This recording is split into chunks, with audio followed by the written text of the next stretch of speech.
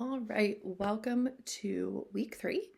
Uh, as you've seen in the module in your textbook, this week we are discussing working with the unhoused population and learning a little bit more about the history of human services in that area, as well as some of the things that people are trying now.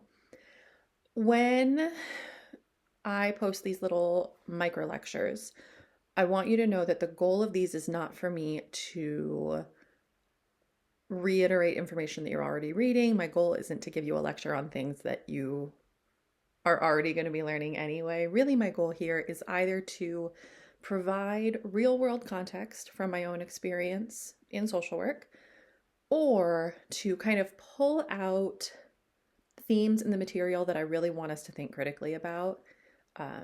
This week's video is going to be more of the latter. There are a few themes that I really wanted to pull out of the material based on my own reading of the textbook and just kind of plant the seed for us to think critically about that as we are engaging with the material, as you're doing the reading, and as you're responding to each other in the discussion board. So the first thing I wanted to really highlight is the location of housing on that hierarchy of needs that we talked about earlier in the quarter. Housing is one of the things at the bottom of the pyramid, right? If we don't have a place to live, a place to sleep, a place where we can feel safe, close the door, shut out the rest of the world, our whole pyramid is going to be out of whack. And I think that framing of housing as a very basic human need is really important. When we talk about the different things that are available to unhoused folks, shelters, housing programs, and then when we look at the Housing First model, looking at all of these programs through that lens, that hierarchy of needs, I think if we're thinking critically, is a good way to help us understand why some programs work better than others. When we've got shelters or housing programs with a lot of expectations for folks that they're also engaging in substance use treatment, they're working, they're doing this, they're doing that, that's a lot of things to ask someone who doesn't even feel safe. Whereas when we look at that Housing First model and a lens that I think helps us understand maybe why that model is seeing some success is because it allows people to solely focus on that base of the pyramid, feeling safe, feeling secure. So I really want to make sure that we're focusing on tying some of the material from previous chapters together to help us understand the specific topic that we're talking about this week. The second thing I want to highlight is sort of twofold. It's our own, as kind of maybe average normal people in society, our own vulnerability, as well as our own biases. And I want to kind of tie that all together. First, I think it is really important to recognize that I think a lot of people really hold the unhoused population as very much an other. This group is so far from me. I could never fall into this group, and it feels very foreign.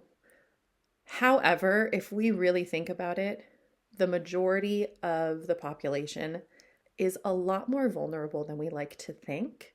And this is kind of our brains protecting us, right? We don't want to acknowledge that if we lost our jobs and maybe missed 2 months of paychecks, some of us wouldn't be able to pay our rent, and some of us might be on the verge of this, depending on the supports that we have available to us, what our financial situation looks like. And there are likely people, maybe even in this classroom, who have been homeless, are at risk of being homeless now, may become homeless in the future, right? It's important to acknowledge that even though this group and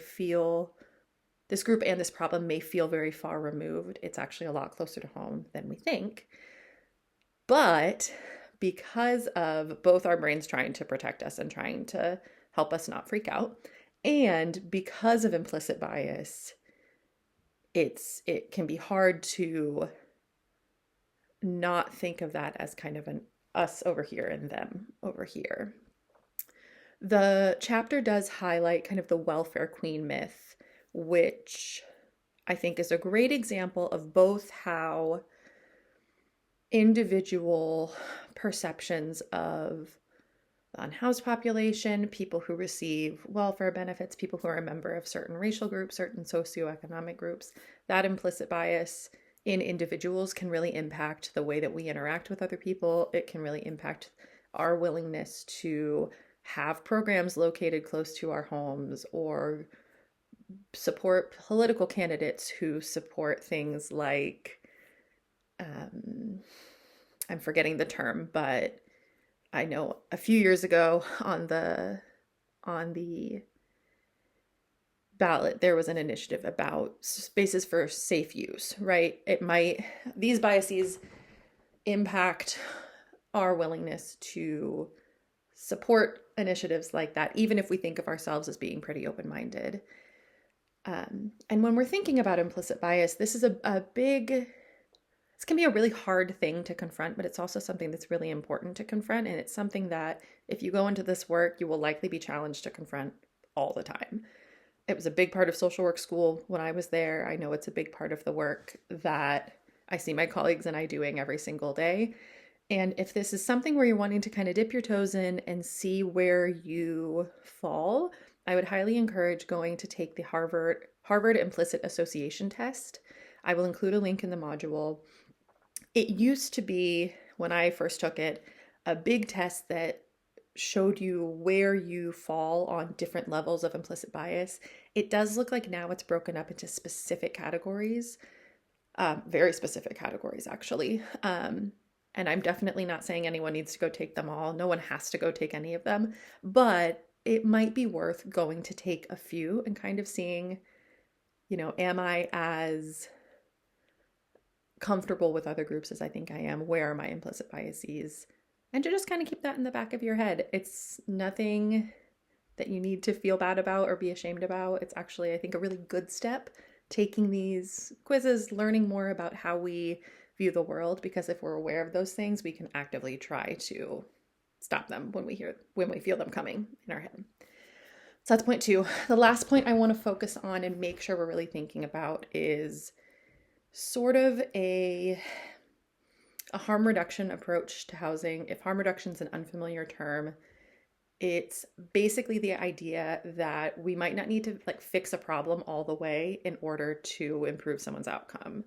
So this is a big concept in substance use, where you see things like safe needle exchanges, safe use spaces, where we might not be able to realistically say that someone has to stop using whatever substance right away, but we can provide a safer space for them to be doing that so that they're at least at a lower risk of something really terrible happening. We can take this approach to housing when we look at low barrier resources where people are not expected to fix everything about their lives just to get a bed and a shelter or just to engage with a housing program.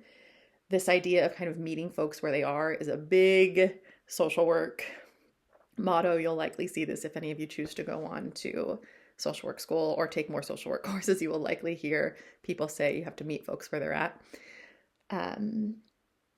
And this also might help us understand why people might choose to opt out of these really high barrier programs, or programs that just ask them to do too many things that are out of their comfort zone. There are absolutely people who, maybe they've been living in a tent village for years, and any version of a housing program, a shelter, anything is going to be so outside of their norm that it's just not realistic for them to want to engage with that program. And so a harm reduction approach might say, all right, well, how can we make your current situation, which is the situation you're comfortable with, how can we make it safer? How can we support you in this moment where you are right now? And maybe at some point they'll want to engage with the system in a different way, and maybe not, but that approach theoretically helps us to reach more people in creative ways that are actually realistic and that might instill more trust in these systems later on. That is all I want to highlight for this week. I'm going to let you all get on with the rest of the material. I likely will not make these videos quite this long in the future, but while I'm still getting the hang of coming on here and talking to a camera, there might be a little bit of rambling, which we will try to taper off as the quarter goes on. Enjoy the material, and I can't wait to see what folks have to say in the discussion board.